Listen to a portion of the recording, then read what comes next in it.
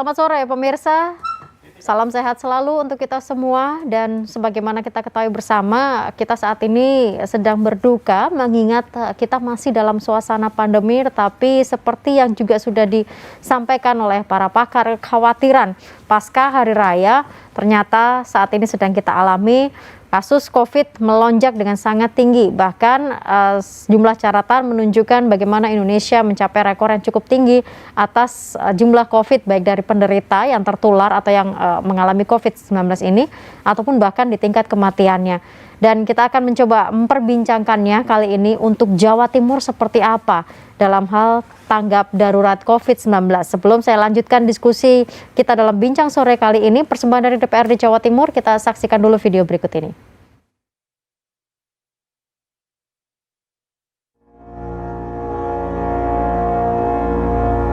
Provinsi Jawa Timur saat ini sedang mengalami kondisi darurat COVID-19 dengan kenaikan angka kasus COVID-19 yang sangat tinggi. Bahkan sejumlah rumah sakit termasuk di Surabaya sudah terisi penuh dengan ketersediaan bed sangat terbatas. Rumah sakit Dr. Sutomo Surabaya sendiri saat ini sedang mengembangkan ruang perawatan untuk pasien COVID dengan menggunakan gedung parkir. Selain itu, ketersediaan jumlah tenaga kesehatan juga banyak yang berkurang karena banyak yang terpapar COVID-19. Untuk mengurangi keterbatasan ini, petugas kesehatan Rumah Sakit Dr. Sutomo memperlakukan jam kerja dokter untuk dokter di ICU hanya 4 jam kerja, sedangkan di luar ICU bisa bekerja 6-8 jam. Sementara jumlah pertambahan kasus COVID-19 harian rata-rata 900 orang per hari. Karena itu diperlukan kerja keras untuk menangani penyebaran COVID-19 di Jawa Timur yang saat ini penggunaan ruang ICU sudah mencapai 77% dan penggunaan ruang isolasi sudah mencapai 85%. Bahwasanya rumah sakit terutamanya di Surabaya sudah penuh, itu adalah fakta.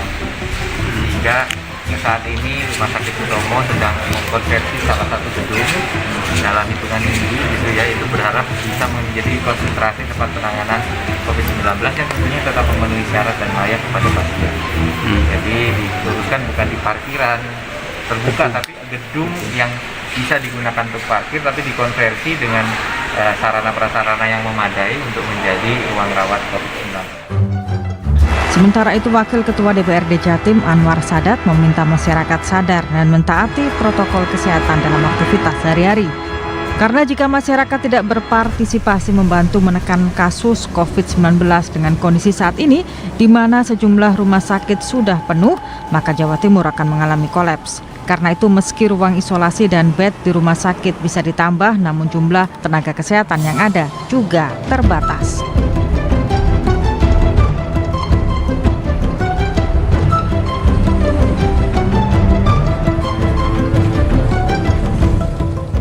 Ya, pemirsa, mungkin saat ini bukan lagi dalam kata-kata sedang menakut-nakuti, tapi memang inilah fakta yang terjadi di lapangan, bagaimana pasien banyak yang berada di rumah sakit, sementara ketersediaan tempat ini saat ini sedang diupayakan yang terbaik oleh pemerintah. Jatim tanggap darurat COVID-19 bersama dengan Ibu Dr. Herlin Verlina, MKes, Kepala Dinas Kesehatan Provinsi Jawa Timur, hadir di studio JTV. Dr. Herlin, selamat sore. Selamat sore Mbak Agnes. Sehat selalu? Alhamdulillah sehat selalu. Selamat sore Bapak Ibu semuanya pemirsa, dan semoga Bapak Ibu juga semuanya sehat. Amin. Terima kasih Kadinkes bisa hadir secara langsung, karena boleh dikatakan Kadinkes adalah orang yang paling dicari untuk Provinsi Jawa Timur dalam kondisi saat ini. Dr. Herlin, ini kalau langsung saja, sempat tadi dalam video dikatakan kalau seperti ini terus mungkin Jawa Timur bisa kolaps. Sebenarnya bagaimana kondisi real di lapangan saat ini? Ya. Memang kalau kita lihat dari data yang ada, 1 bulan sebelum Hari Raya itu kondisi kita itu sudah bagus ya. Jadi penambahan kasus itu antara 100, 200 gitu, dan cukup flat. Rumah sakit juga sudah mulai tenang ya, sudah bornya banyak, yang tempat tidurnya banyak yang tidak terpakai, sehingga mulai akan dikonversikan kembali untuk pelayanan yang non-COVID. Tetapi setelah Hari Raya kemarin terjadi kenaikan yang cukup signifikan gitu ya. Jadi sehari ini kita angkanya, kalau kita lihat kemarin sudah mencapai angka 1000. per harinya. Jadi kalau Per harinya itu 1.000 ya?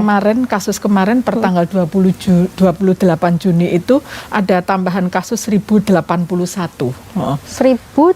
Ini Satu dalam hari kasus satu hari. baru. Ya, kasus baru di Jawa Timur ya? Iya. Jadi ini pernah terjadi pada awal-awal dulu ya, pada awal-awal pertama. Moga-moga nanti ini akan terjadi penurunan dengan usaha yang luar biasa.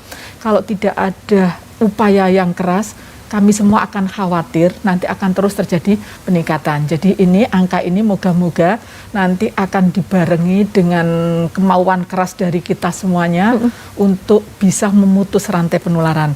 Sehingga cukup angka ini saja ya, supaya tidak naik lagi gitu, supaya kita lebih bisa bernafas terutama di tingkat hilirnya. Jadi memang kasusnya penambahannya cukup signifikan. Penambahan kasus cukup signifikan. Sementara bor atau bed occupancy rate-nya memang saat ini sedang kekurangan berarti ya dok ya? Atau mungkin bisa dijelaskan mana yang rumah sakit mana yang kemudian ini sudah overload?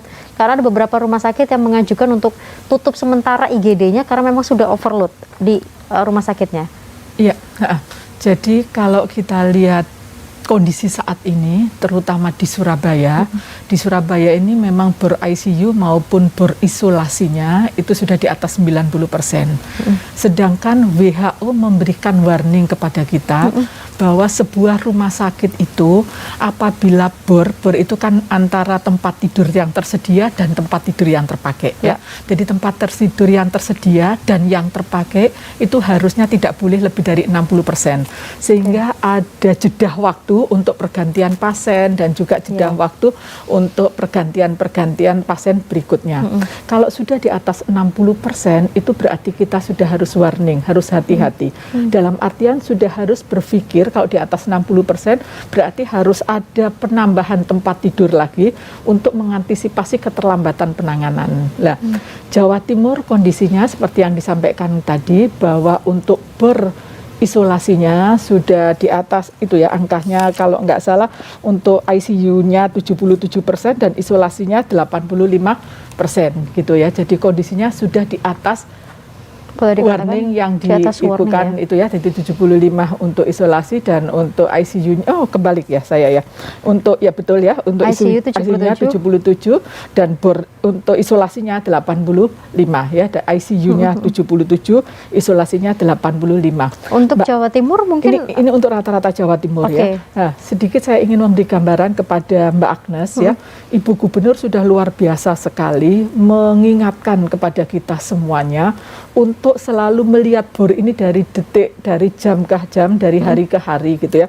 Sehingga penambahan dari tempat tidur itu sudah diupayakan sedemikian rupa. Kondisi sekarang tempat tidur ICU di Jawa Timur itu ada 1.219. Sudah ada 1.219 total di Jawa Timur ya. Lalu untuk isolasinya ada 12.515. Itu jumlah tempat tidur yang untuk isolasi COVID-nya. Kepakaiannya sudah untuk isolasi sudah terpakai 10.000 lebih ya. Berarti 80%.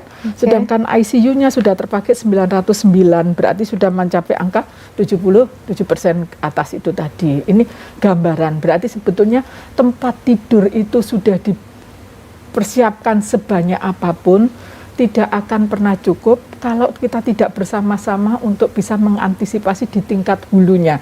Jadi di tingkat pencegahannya itu harus lebih bisa diperhatikan, karena kalau sudah sakit maka rumah sakit akan kelabaan meskipun tempat tidur yang disiapkan jumlahnya sudah sangat banyak. Dan ini semuanya hampir di kota-kota besar ya. Di Surabaya angkanya sudah 93%. Untuk bornya 93% ya.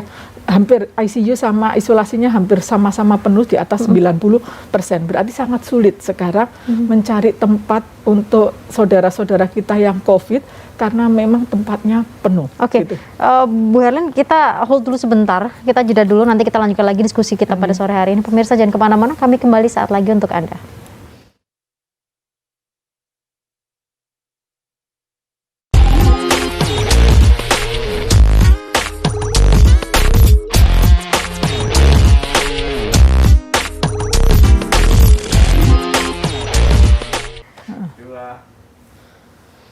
Ya pemirsa, penambahan jumlah pasien baik yang memang terpapar ataupun juga yang memang membutuhkan tempat tidur begitu ya, atau tempat untuk isolasi ini sangat dinamis. Ketika jeda tadi Bu Erin juga mendapatkan laporan dan perubahan-perubahan lagi begitu ya. Tapi kalau boleh disampaikan, kita menggunakan warna begitu ya, zona merahnya itu yang di mana untuk Jawa Timur? Ya, jadi sesuai dengan yang sudah dikeluarkan oleh Satgas COVID nasional, bahwa untuk supaya kita itu lebih waspada, maka kabupaten-kabupaten itu ada indikator penilaiannya, sehingga bisa dikelompokkan pada kelompok hijau, kelompok kuning, dan kelompok merah. Ya. Nah, kelompok merah ini nanti bisa dilihat dari epidemiologinya, tadi kecepatan penularannya, sampai kepada penanganannya. Jadi maka ada yang maksudnya kelompok merah. Setiap hari Selasa berubah ya. Kalau kemarin setiap hari Selasa penilaian itu akan dinilai ulang gitu ya, akan dinilai lagi sesuai dengan kondisi saat ini. Kalau kita lihat minggu kemarin itu kan Bangkalan, Ngawi, sama Ponorogo. Lalu ini sore ini setelah ada banyak upaya yang dilakukan, maka Ngawi, Ponorogo dan Bangkalan sudah bisa turun menjadi zona orange. Kuning sudah, berarti ya?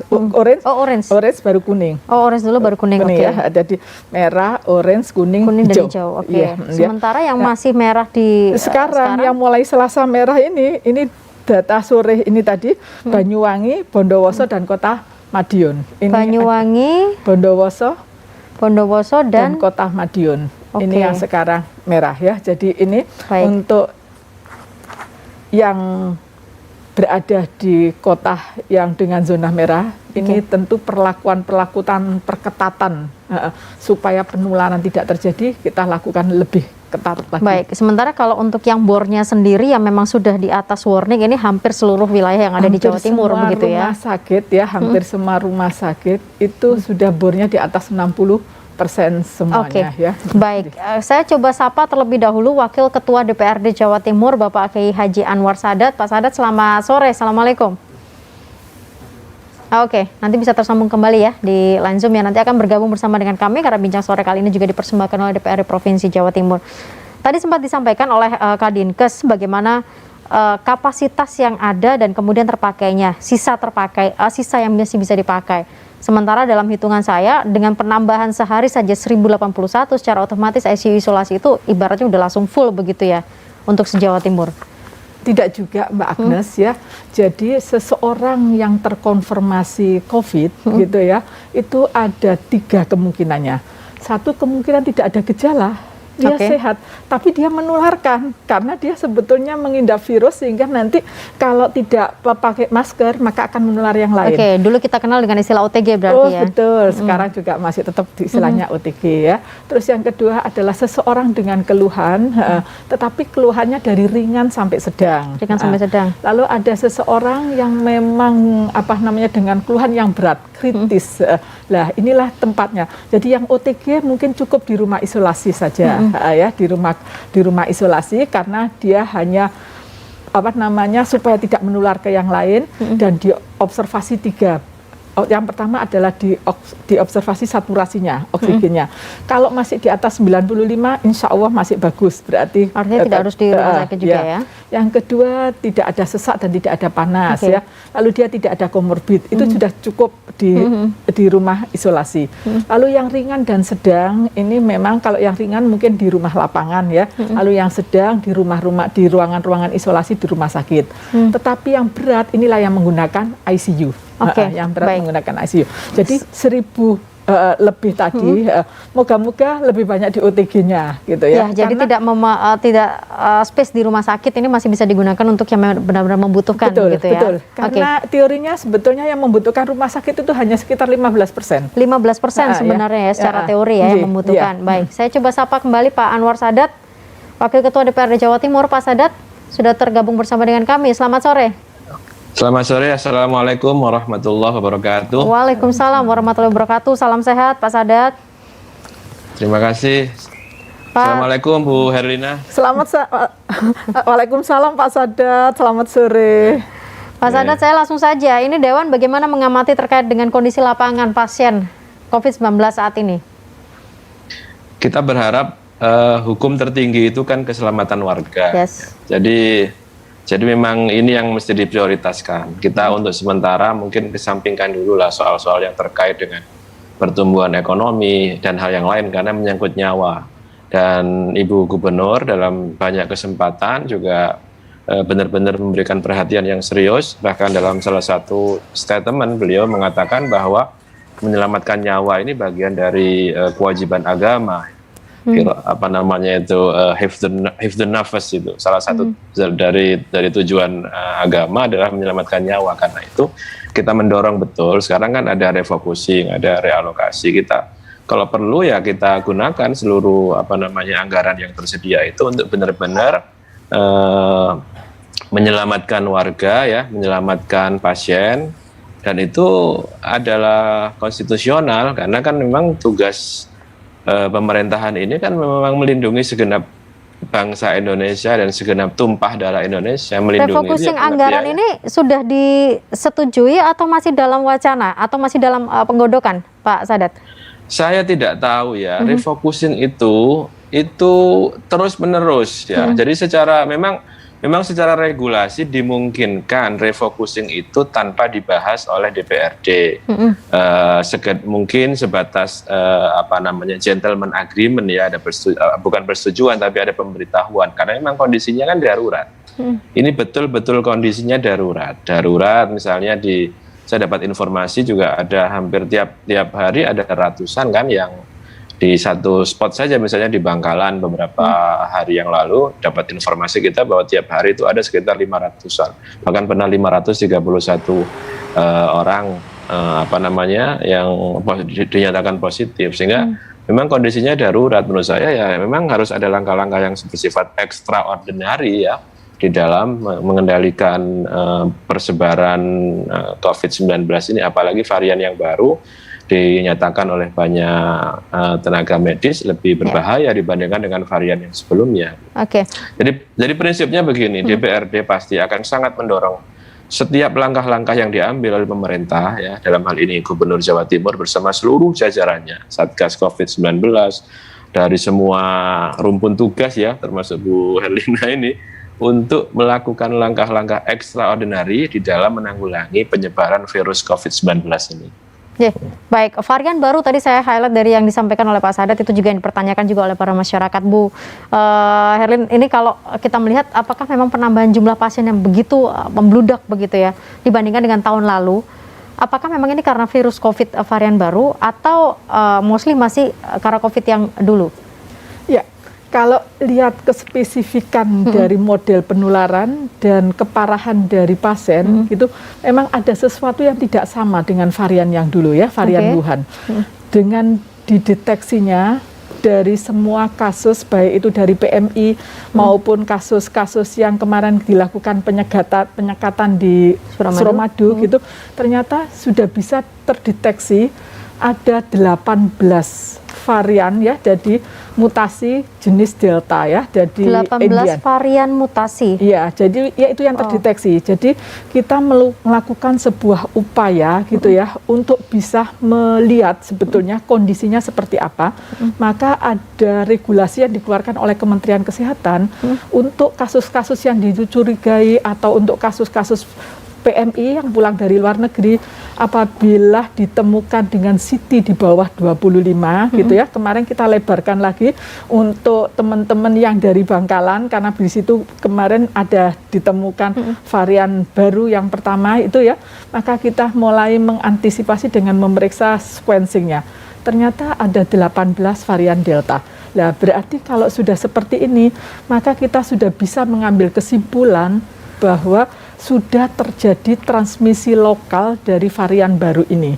Di mana varian baru ini sudah bisa disimpulkan penularannya jauh lebih cepat ya, lebih cepat, lebih agresif gitu dibanding dengan yang sebelumnya, dan kondisi menjeleknya seseorang yang terkonfirmasi virus ini juga kita melihat lebih cepat. Kalau dulu itu kan agak pelan-pelan gitu. Ya, sekarang hari kedua, hari ketiga sudah kondisinya menjelek. Lah, inilah yang perlu kita waspada ya. Waspada itu dalam artian kita tidak boleh takut ya. Jadi kita harus mempunyai langkah yang jelas. Apa yang harus kita lakukan apabila kita merasa sudah ataupun sudah dipastikan terkonfirmasi dari virus tersebut. Oke, langkah yang jelas. Mungkin ada usulan atau mungkin langkah konkret juga yang dilakukan oleh teman-teman Dewan, Pak Sadat, terkait dengan ini varian baru, penularannya cepat, tapi ternyata sudah ada transmisi lokal. Apa Dewan mengusulkan apa kepada pemerintah? Ketika ada karantina pada bulan puasa yang lalu ya, ketika ada gelombang kedatangan PMI ke Surabaya atau ke Jawa Timur, sebenarnya sudah ditemukan kan ada 2 varian baru, ada 2 jenis baru itu kan, yang satu India, yang satu dari saya lupa tepatnya. Sebenarnya ya harus kita akui ya, ini otokritik buat kita semuanya, harus kita akui kita kan teledor. Sebenarnya harusnya kan ketika sudah didapatkan bukti-bukti atau mungkin ada masuknya varian baru itu, kita segera langsung tutup rapat supaya tidak menyebar secara luas.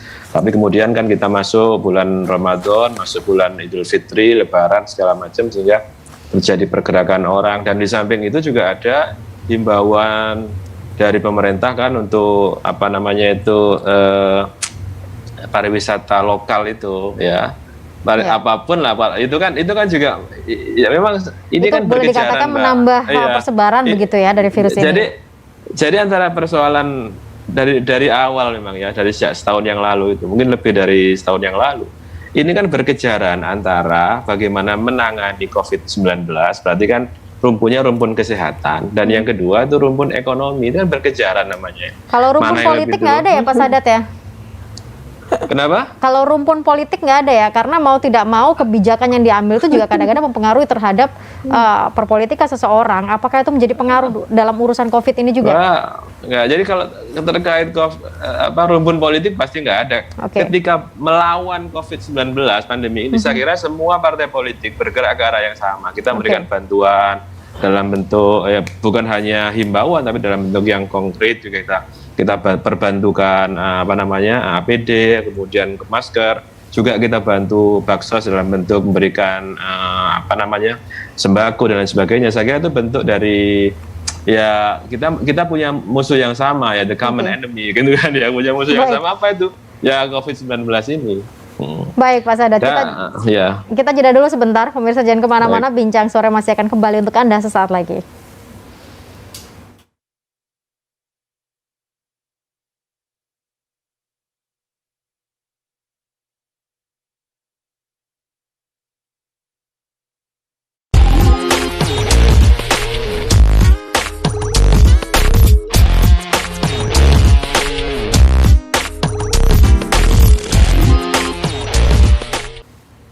Bincang Sore kembali untuk Anda pemirsa, persembahan dari DPRD Provinsi Jawa Timur. Ada Pak Anwar Sadat di line Zoom dan juga ada Dr. Helin Kadinkes Jawa Timur yang sudah ada di studio JTV. Sebelum saya ke Pak Sadat, kita bicara juga bukan hanya bor, bed occupancy rate yang sudah di atas warning, tapi kebutuhan nakes, SDM kesehatan kita ini sepertinya juga sangat-sangat terbatas, hampir sama dengan tahun lalu. Ini mulai buka pendaftaran relawan kalau tidak salah beberapa waktu lalu. Ini bagaimana kondisi nakes di Jawa Timur? Ya, banyak yang terpapar sekaligus juga kekurangan tenaga. Betul ya. Jadi nakes itu pada awalnya kan dihitung dengan jumlah pasien yang biasa dilakukan sehari-hari. Pada saat sudah kondisi pasien meledak seperti ini, otomatis beban kerja mereka semakin tambah besar. Ditambah lagi virus itu, kalau dulu seorang dokter itu kan hanya melayani seorang yang melahirkan, berarti kan yang sakit itu kan melahirkan, atau melayani seseorang yang patah tulang. Ini enggak, ini kan virus, jadi dokternya juga diserang, pasiennya juga diserang. Dan ini berperang sambil dia sendiri ditembakin, diserang. APD nggak gitu masuk ya, Bu Herlin ya? Artinya benteng perlindungan APD ini tidak bisa menahan nakes dari terpapar. Upaya ini sebuah ikhtiar kan, sebuah ikhtiar. Menurut teori ya, jadi semua peralatan yang digunakan itu bisa melindungi seseorang dari masuknya virus ke dalam tubuh seseorang tersebut. Terutama di daerah yang memang rawan sekali, yakni di fasilitas pelayanan kesehatan. Untuk itu, nakes ini sebetulnya saya mengatakan ini pahlawan yang luar biasa di garis depan, di dalam sebuah medan yang sangat sulit, di dalam sebuah medan yang sangat sulit. Untuk itu saya mengucapkan terima kasih yang luar biasa sekali kepada saudara-saudara kita yang ada di pelayanan rumah sakit, fasilitas pelayanan kesehatan ini. Tapi Jatim tetap memastikan bahwa berapapun banyaknya pasien tetap akan terlayani ya? Ikhtiar itu dilakukan, habis-habisan, sehingga kita berupaya terus menambah tempat tidur ya, terus menambah tempat tidur isolasi, terus menambah tempat tidur ICU. Persoalannya adalah kalau tempat tidur kita bisa cepat mengadakan, tetapi nakesnya ini ya. Jadi nakes ini sebetulnya kalau andai kata jumlahnya tidak berkurang, itu penambahan tempat tidur ini masih kita upayakan untuk terus ditambah. Tetapi pada saat tempat tidur ini harus ditambah, tetapi nakesnya banyak yang terkonfirmasi juga, ini menjadi sesuatu yang harus dihitung kembali penambahannya. Sehingga ini terjadilah upaya hari ini kita meminta ID, meminta PPNI untuk bisa merekrut relawan-relawan untuk membackup tenaga-tenaga kita, menambahi karena ada penambahan tempat tidur, dan juga untuk mengganti tempat saudara-saudara kita yang hari ini harus isolasi mandiri karena terkonfirmasi. Sebelum saya ke Pak Sadat, Dr. Heri, mungkin ini agak sedikit pertanyaannya, artinya mungkin tidak ada gunanya, tapi saya ingin menanyakan, apakah penambahan tempat, kemudian memperluas lapangan dan segala macamnya itu tidak dilakukan ketika COVID melandai ketika itu? Jadi seolah-olah kita baru bergerak ketika jumlah pasien ini begitu membludak. Ya, tidak. Kita selalu menghitung sehingga selalu menspesikan antara kebutuhan sama tempat tidur yang ada. Kemarin tuh hampir banyak sekali yang tidak terpakai sudah. Jadi di gelombang pertama dan gelombang kedua tidak seperti gelombang sekarang ini gitu ya, tidak gelombang. Sehingga masih kelihatan space antara tempat tidur yang tersedia dan tempat tidur yang terpakai. Hari ini pun belum mencapai, kita kan 73% ya seluruh Jawa Timur, meskipun Surabaya sudah penuh, tapi ini kan sudah bergerak lagi. Ibu Gubernur sudah bersama Forkopimda, bersama Kapolda dan juga Pangdam gitu ya, menginstruksikan kepada kita untuk menambah rumah sakit lapangan. Itu untuk merelaksasi tempat-tempat tidur yang ada di rumah sakit gitu. Kasus-kasus yang ringan sudah bisa kita tarik supaya nanti perawatan kepada saudara-saudara kita yang berat itu tidak sampai terlambat. Ini adalah sebuah upaya dengan mengantisipasi begitu cepatnya lonjakan. Begitu cepatnya lonjakan. Pak Sadat, dari anggota Dewan, Wakil Ketua DPRD Jawa Timur, melihatnya bagaimana? Apakah antisipasi ini boleh dikatakan tepat waktu, atau mungkin sebenarnya antisipasi ini seharusnya dilakukan ketika COVID melandai, ketika mungkin bulan Ramadan, ketika yang mungkin saat itu masih baru 2 yang ditemukan, begitu, sehingga ketika lonjakan seperti ini kita sudah benar-benar siap, Pak Sadat? Ya memang kenapa ini disebut sebagai bencana, karena memang ini sesuatu yang di luar prediksi kita kan, bahwa ternyata sistem layanan rumah sakit juga tidak benar secara teori mungkin ya. Secara teori ini kan juga merusak sistem layanan rumah sakit, jadi sudah over semua. Makanya saya katakan di awal, ini kan harus ada langkah-langkah yang tidak biasa ya, dengan cara ya rumah sakit lapangan dan lain sebagainya mesti diperbanyak ya. Dan memang hari ini ya menurut saya tidak ada gunanya kita ngomongin yang kemarin ya, mestinya memang itu harus diantisipasi dari awal. Tapi kan sekarang bukan pada wilayah itu kita mempersoalkan apa yang sudah terjadi. Inilah kenyataan realitas yang kita hadapi, dan kita harus gunakan seluruh resources yang kita miliki.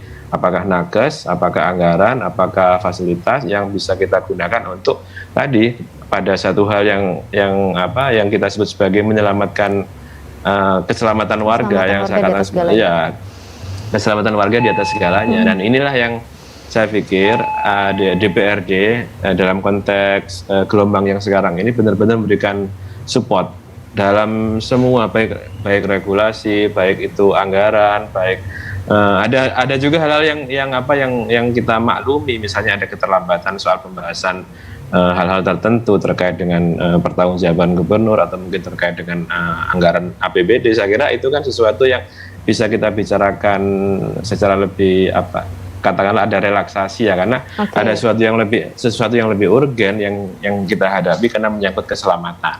Tapi Nah, kalau ini terkait dengan refocusing anggaran atau mungkin juga regulasi, apa yang kira-kira berdampak langsung terhadap masyarakat terkait dengan solusi penanganan COVID ini, Pak Sadat, dari teman-teman Dewan?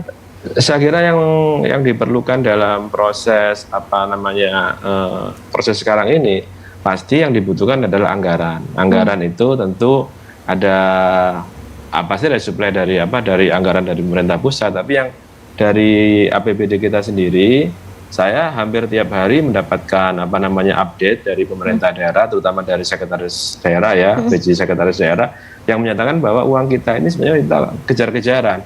Satu sisi layanan masyarakat dalam bentuk yang lain tetap harus tidak boleh terganggu kan, meskipun aktivitas sosial kan agak tersendat karena COVID, tapi kan prinsipnya kan nggak boleh terganggu nih, jadi tetap harus jalan. Tapi sisi lain, kebutuhan anggaran untuk misalnya membuka rumah sakit lapangan di tempat yang lain, menaikkan level misalnya di Bangkalan dari semula itu adalah ruang karantina menjadi rumah sakit layanan, saya kira itu kan juga butuh support dana yang tidak sedikit, dan saya pikir kita bisa memaklumi kalau itu menjadi concern, menjadi prioritas dari gubernur dan seluruh jajarannya untuk dikerjakan hari-hari ini.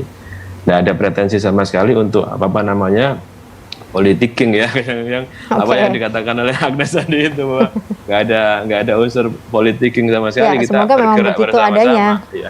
Semoga kita benar-benar concern menghadapi COVID ini. Tapi sebentar Pak Sadat, saya ke Bu Herlin. Bu Herlin, kalau kita melihat sebenarnya kalau dari sisi kesehatan regulasi apa yang sangat dibutuhkan untuk dunia kesehatan saat ini di Jawa Timur? Ya, pertama kita melihat terkait dengan yang paling urgent ini kan kita menghadapi pandemi COVID ini dulu ya, dari regulasi terkait dengan pandemi COVID ya. Maka yang perlu kita perhatikan adalah sebetulnya di tingkat hulunya. Jadi di tingkat hulunya inilah yang memegang peranan penting. Jadi di tingkat promotif dan preventifnya. Apa yang dibutuhkan? Hulu itu kan 5M ya, dari hulu. Memakai masker. Jadi memakai masker itu adalah sesuatu yang sangat berarti sekali, menjaga jarak, mencuci tangan, menghindari kerumunan, lalu mengurangi mobilitas. Istilahnya prokes begitu ya? Ya, ini yang paling penting sekali karena 5M ini adalah merupakan vaksinasi yang luar biasa sekali. Karena yang menggerakkan virus itu adalah manusia, maka manusia inilah yang harus dijaga dengan baik supaya tidak saling menularkan ke yang lain. Kalau ini bisa dibuat regulasi yang ketat, baik itu dengan PPKM mikro dan lain sebagainya gitu ya, dibuat sebuah aturan atau nanti seumpamanya pembatasan level RT yang begitu kuat sekali sehingga pemutusan rantai penularan bisa dicegah dari titik awalnya, maka insya Allah rumah sakit ini tidak seberat sekarang. Dan ini akan lebih bagus sekali untuk keselamatan kita semua. Saya full di situ, Pak Sadat. Mungkin tidak PPKM mikro ini kemudian saya tidak tahu istilahnya penebalankah atau lebih diperketatkah atau apapun itu, kalau dulu kita punya istilahnya lockdown. Apakah itu mungkin dengan kondisi masyarakat sekarang? Konon kabarnya bahkan untuk anggaran untuk mengcover ekonomi masyarakat ketika PPKM mikro atau lockdown itu tidak cukup, Pak Sadat. Hari-hari ini kan sedang dipertimbangkan untuk PPKM mikro ya, atau ya benar-benar membatasi lah yang tapi tidak dalam konsep lockdown ya. Sebenarnya kalau konsepnya secara teori lockdown itu kan harusnya ya dilakukan sejak awal ya, karena ketika virus belum bermutasi, dalam sekarang saya kira sudah sangat susah untuk menanganinya. Menurut saya yang harus dilakukan sekarang ya memang kampanye besar-besaran soal hulunya yang disebut oleh Ibu Dr. Herlina tadi sebagai hulu ya, 5M itu saya harus lebih masif lagi, harus lebih melibatkan seluruh unsur masyarakat ya. Kemudian penegakan terhadap pembatasan itu, misalnya rumah makan, tempat-tempat publik harus benar-benar dibatasi betul jamnya, tidak mematikan perekonomian tapi membatasi. Saya kira saya sangat optimis bahwa tidak semua hal itu akan bisa ditangani oleh pemerintah, bahwa negara kita ini kan secara naluriah ya, secara kultural, secara budaya punya tepo seliro, punya sifat gotong royong dan lain sebagainya yang saya kira akan semakin terpupuk ya di masa-masa ketika seperti sekarang ini, ketika orang yang mampu dengan sukarela kan melakukan bakti sosial tempat-tempat yang lain. Pemerintah jangan terlalu berpikir soal apakah memberikan kompensasi kepada masyarakat, karena ini adalah bencana bersama. Ini bencana ini bukan hanya bencana bagi pemerintah saja, tetapi ini kan bencana ini kan bagi semuanya. Dan saya kira saya masih hakul yakin bahwa masyarakat kita itu ya, rakyat Indonesia ini memiliki karakteristik yang saling membantu, saling menolong, dan saya kira terbukti bahwa tanpa digerakkan pun banyak sekali kan bantuan-bantuan yang diberikan oleh apakah oleh perusahaan dalam bentuk CSR ataukah pribadi-pribadi ya, para kaum agnia kata kita sebut itu ya, orang-orang yang memang pada dasarnya memiliki jiwa sosial yang tinggi, yang itu merupakan ciri khas dari bangsa Indonesia. Baik, artinya kita akan bergerak secara bersama, bukan hanya pemerintah, tapi masyarakatnya sendiri juga bergerak bersama. Tapi sekali lagi Agnes, yang terkait yang membutuhkan skill, kemampuan, fasilitas, kita itu kan misalnya medis itu pasti masyarakat tidak bisa bergerak kan, karena nggak punya keahlian, nggak punya sarana. Itu wilayah pemerintah. Tapi yang dampak sosialnya tadi itu, saya kira itu bisa menggerakkan masyarakat ya. Bisa menggerakkan solidaritas masyarakat menurut saya. Baik, kita jeda dulu sebentar pemirsa, nanti kita juga akan membahas bagaimana efektivitas vaksin, karena vaksin saat ini pun juga terus digalakan, bagaimana anggaran juga dari teman-teman Dewan terkait dengan program vaksin ini. Kami kembali saat lagi untuk Anda.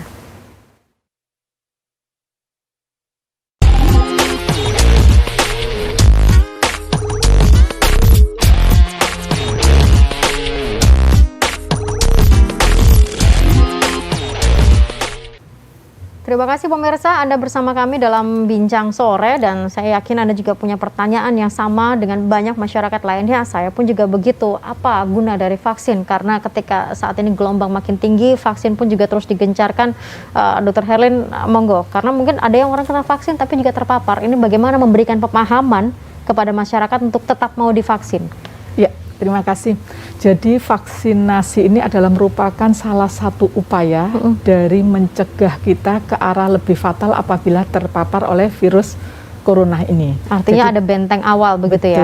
Betul. Jadi dimasukkanlah sebuah virus yang sudah dimatikan sehingga tubuh ini akan sudah siap gitu ya kalau apabila ketemu dengan virus yang masuk dalam tubuhnya. Jadi insya Allah seseorang yang sudah divaksin itu tingkat perlawanannya jauh lebih bagus dibanding kalau kita tidak ada persiapan sama sekali. Jadi ini merupakan salah satu tambahan upaya untuk kita bisa bertahan apabila ada virus masuk di dalam tubuh kita. Jadi saya berharap semoga teman-teman semuanya bisa divaksinasi gitu ya. Kalau persentase vaksin di Jawa Timur dari target dan juga capaian? Ya, jadi sebetulnya sasaran seluruhnya yang harus divaksin di Jawa Timur dengan jumlah penduduk 40 juta ini adalah 70% dari penduduk di atas usia 18 tahun. Kemarin hitungannya begitu ya.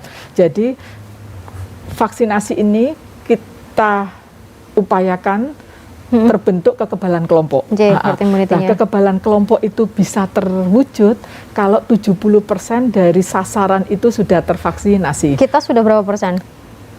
Sasarannya 22,9 juta penduduk. Lalu yang sudah tervaksin? Yang sudah tervaksin dosis pertama,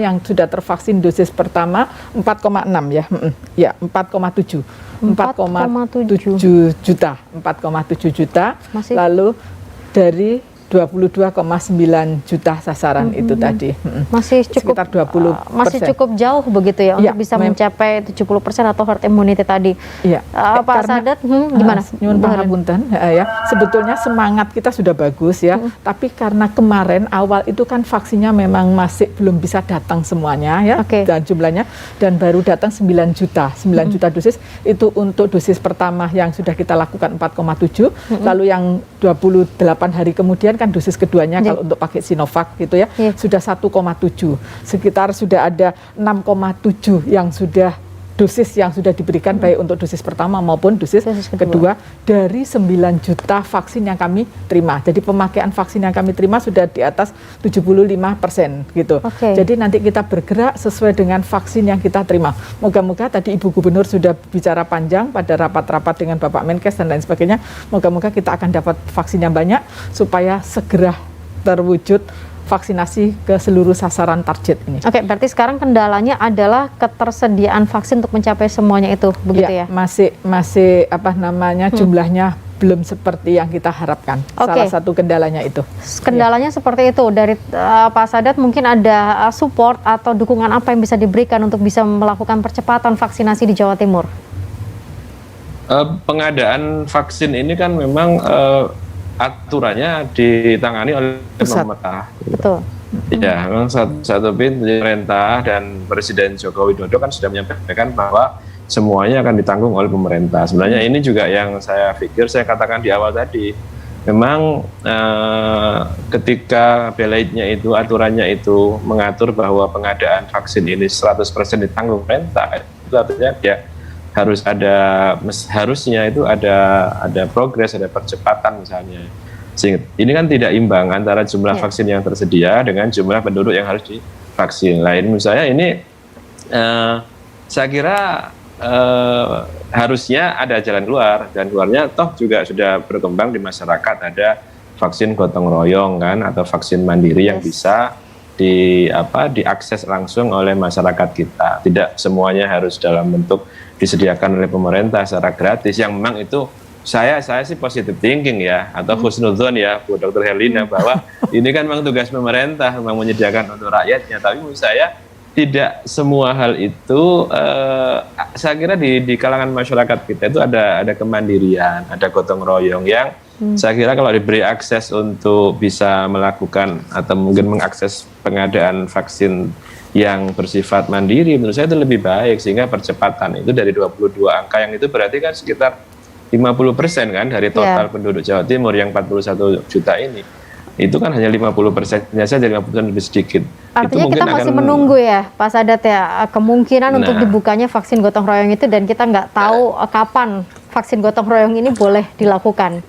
Iya, juga ada faktor lain yang menurut saya juga perlu diperhatikan, bahwa sistem informasi bahwa siapa yang sekarang menjadi prioritas bisa mengakses itu menurut saya penting juga, karena kemana harus mengkomunikasikan. Misalnya sekarang pekerja publik ya, orang-orang yang tiap hari mungkin bertemu dengan masyarakat kan jadi prioritas, guru, karyawan, atau mungkin pekerja di toko, di tempat-tempat umum, itu kan prioritas. Tapi misalnya bagaimana cara mengaksesnya, mendaftarnya, menurut saya di era sekarang ya harus dimudahkan itu ya, informasi untuk mengakses vaksin itu, agar orang tidak bingung ya, ini harus gimana kalau sudah ada kan gitu. Toh sekarang juga teknologi informasi kan luar biasa, mendaftar bisa lewat internet dan lain sebagainya. Ini yang saya memahami bahwa di dalam situasi yang serba darurat ini ya, yang disebut sebagai bencana ya, pandemi ini, menurut saya memang saya katakan semua sistem itu akhirnya kan memang lagi berantakan. Saya memahami Bu Dr. Herlina tentu kan melihat Bu nakesnya yang kekurangan, bednya yang apa namanya. Ya, tapi jangan lama-lama juga untuk pemahamannya, karena kita berkejar-kejaran dengan nyawa manusia juga Pak Sadat. Nah, intinya begini, ketika kita bilang katakanlah oke, vaksin kita masih menunggu regulasi terkait dengan vaksin gotong royong. Lalu apa yang sekiranya mungkin untuk dilakukan dengan kondisi saat ini, Pak Sadat? Kembali kepada kampanye yang besar-besaran, yang efektif, soal hulu tadi itu. Dan memang prokes semua prokes, dan semua bentuk-bentuk layanan publik itu ya sebisa mungkin dibuka dengan tanpa mempersedikit ya, meminimalkan kontak langsung antara petugas dengan masyarakat. Dan kita tahu kan di Pemprov sendiri sekarang beberapa OPD itu di lockdown juga, karena ada beberapa stafnya, bukan beberapa ya, mungkin ada yang 50% stafnya terkonfirmasi positif. Saya kira ini layanan tetap harus dilakukan, karena ini bagian dari tugas pemerintah ya, public service. Tetapi sistemnya misalnya di tengah suasana dan keadaan yang seperti ini, saya pikir ya memang harus dicari cara-cara terobosan yang tidak biasa, yang extraordinary tadi itu, dalam bentuk yang lebih mudah diakses, meminimalkan kontak langsung antara masyarakat dengan aparatur pemerintah.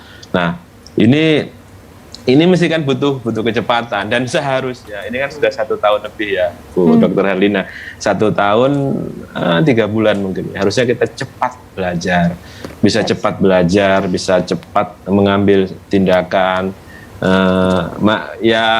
Masa setahun belajar belum bisa kan, tentunya kan harusnya ada percepatan, ada akselerasi. Kita belajar dari pengalaman di tempat-tempat yang lain, di negara lain misalnya lebih yang begitu cepat mengatasi keadaan ini. Baik. Akhirnya kan di publik gini, di sini masih belum bisa kumpul-kumpul. Tapi kita lihat Piala Eropa sekarang yang sedang Ya, berlangsung di luar itu negeri. penontonnya Tanpa kok masker, penuh Pak. gitu. tanpa masker lagi. Ini kan akhirnya kita kan diprotes. Jadi masyarakat itu gimana sih? Haji dibatalkan, umroh dibatalkan, tapi Piala Eropa jalan terus, Olimpiade nanti akan jalan terus. Itu kan ngenes gitu akhirnya. Kenapa? Apakah kita tidak bisa ya belajar dengan cepat Baik. gitu? Bagaimana orang lain menangani masalah ini?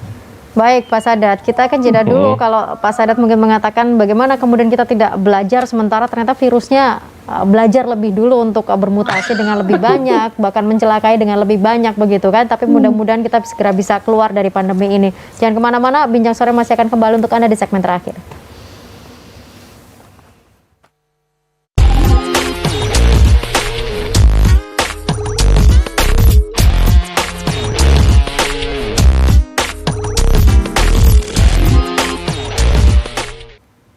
Kembali dalam Bincang Sore, pemirsa, persembahan dari DPRD Provinsi Jawa Timur. Pak Sadat, di segmen terakhir ini mungkin waktu saya tidak banyak dalam diskusi Bincang Sore kali ini, 7 menit tersisa, tapi saya ingin bertanya ke Pak Sadat, catatan bagi Pemprov Jatim supaya tepat sasaran dan ada himbauan apa supaya kita bisa segera melewati pandemi ini? Nggak perlu lama-lama, mudah-mudahan tidak sampai puncaknya dalam waktu yang panjang begitu, Pak Sadat.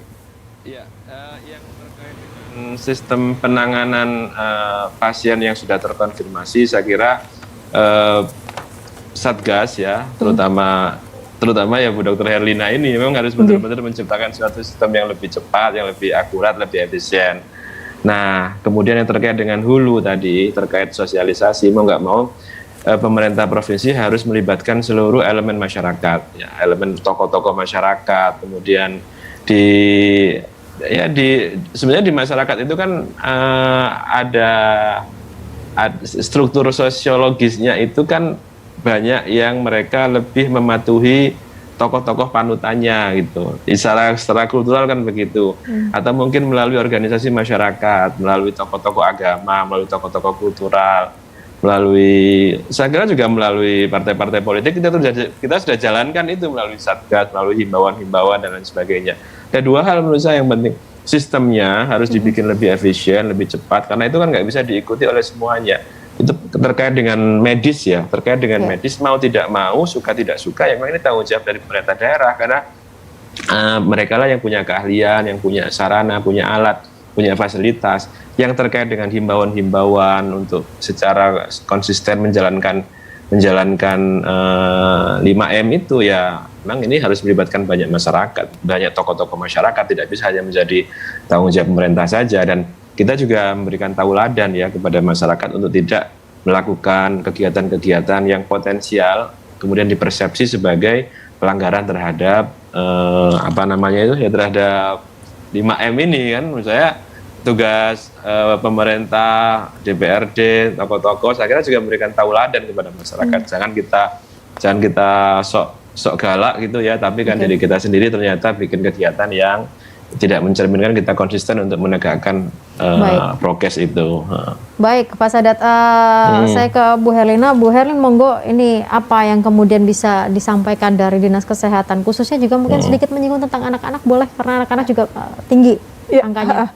Ini pun ada di JTV yang didengar banyak orang Jawa Timur. Mohon izin, saya ingin memesankan beberapa hal. Monggo. Ada 3 hal penting yang harus saya sampaikan pada sore hari ini, bahwa perang melawan COVID ini belum selesai.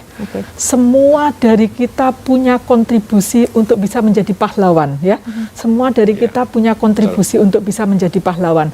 Untuk itu, pertama adalah bagi yang belum terinfeksi, yang belum terkonfirmasi, ayo jaga agar kita tetap terus negatif dengan cara melaksanakan 5M bagi siapapun, ya. Jadi itu adalah upaya yang kita lakukan. Pertama dari semua kita adalah pahlawan dalam pandemi COVID ini, dengan cara adalah jagalah diri kita supaya tidak terkonfirmasi atau tidak terinfeksi dengan cara 5M itu tadi.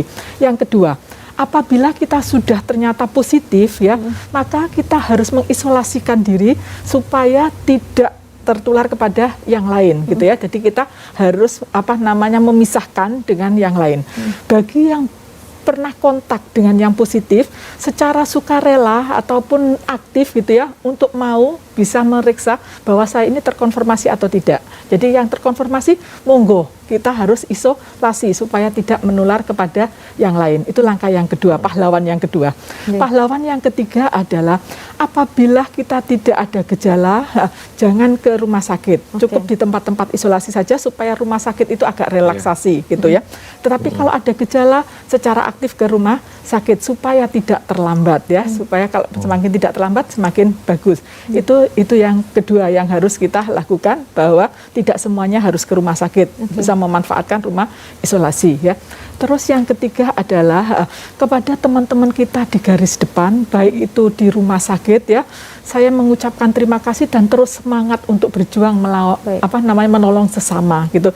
Dan bagi teman-teman yang berada di luar rumah sakit, apakah itu yang menjaga di pos-pos penyekatan dan lain sebagainya, moga-moga bisa menjaga diri dengan sebaik-baiknya supaya tidak sakit, supaya terus bisa berbuat banyak bagi masyarakat yang lain. 3 hal itu yang bisa saya sampaikan, dan nanti tentunya semua akan bekerja sesuai dengan tupoksinya masing-masing dan sesuai dengan bidangnya masing-masing, karena pentahelix sangat dibutuhkan, kebersamaan sangat dibutuhkan untuk bersama-sama melawan pandemi COVID ini, melawan perang bersama COVID ini. Insya Allah Jawa Timur bisa, kalau kita semuanya serius untuk bisa melakukan pencegahan dan penanggulangannya itu. Amin. Mungkin itu Mbak Agnes yang Kita bisa punya sampaikan. rasa optimisme pastinya untuk bisa keluar dari pandemi ini. Terakhir saya kembali ke Pak Sadat. Pak Sadat, anggaran aman ya Pak ya? Lagi-lagi saya harus mempertegas ini. Anggaran aman ya Pak ya? Harus aman. Kalau kurang itu kita nanti efisiensikan yang tidak penting itu. Oke, baik, dipastikannya langsung oleh Pak Sadat. Secara gimana? Semangat terus ya Bu Herlina, semangat terus. Ya, semangat terus, kita support di belakang Bu Herlina. Baik, Pak Sadat bisa langsung ini dengan Bu Herlina. Bu Herlina, berarti anggaran aman untuk bisa kita maksimalkan layanan kesehatan khususnya untuk masyarakat. Sekali lagi terima kasih Pak Sadat untuk supportnya. Terima kasih Bu Herlina, terima kasih juga untuk tim dari Nakes, untuk petugas yang ada di lapangan, siapapun yang saat ini sedang berjuang untuk melawan pandemi COVID-19, siapapun yang saat ini sedang berjuang untuk melindungi diri sendiri, keluarga, kita semua adalah pahlawan. Kita semua akan berjuang bersama untuk keluar segera mungkin dari pandemi COVID-19. Sehat selalu untuk kita semuanya. Saya Agnes pamit, selamat malam, sampai jumpa.